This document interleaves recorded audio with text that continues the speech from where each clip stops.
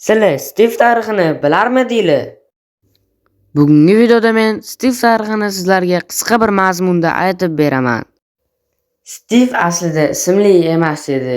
Dastlab Notch uni shunchaki Player deb atagan. Faqat keyinroq o'yinchilar uni Steve deb atay boshlashgan. Bu nomni Mojang rasman qabul qilib yubordi.